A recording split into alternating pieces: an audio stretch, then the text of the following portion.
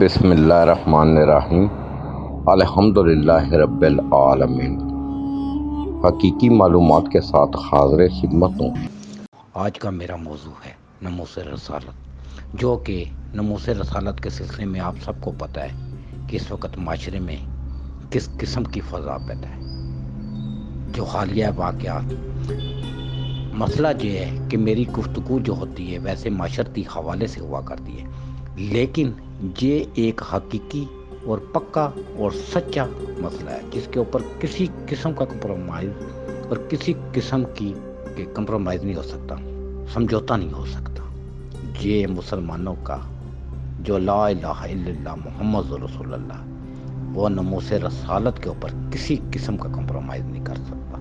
لیکن یہ آگے جا کے جو میں گفتگو کرنا چاہتا ہوں معاشرتی حوالے سے، کہ نبی کریم صلی اللہ علیہ وآلہ وسلم کا جو درس ہے ہم اس کو بھی سمجھیں، لیکن نبی پاک صلی اللہ علیہ وآلہ وسلم کی ذات مبارکہ ناموس رسالت کے اوپر کسی بھی قسم کا سمجھوتا، کسی بھی قسم کی رد و بدل یہ وہ کچھ بھی نہیں ہے۔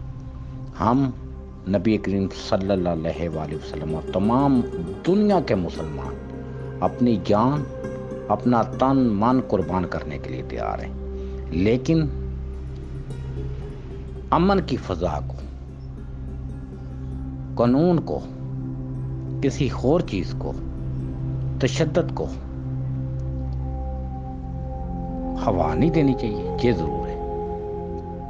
لیکن ناموس رسالت کے اوپر کوئی سمجھوتا، کوئی چیز نہیں ہو سکتی۔ یہ ہمارا ایمان ہے۔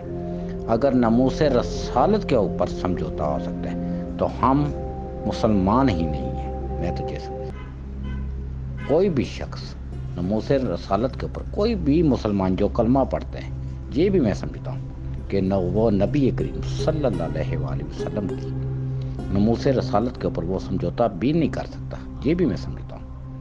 اور ہر پاکستان کے دل میں جو مسلمان ہیں، لا الہ الا اللہ محمد رسول اللہ پڑھنے والے لوگ ہیں، وہ ناموس رسالت کے اوپر کمپرومائز نہیں کر سکتے۔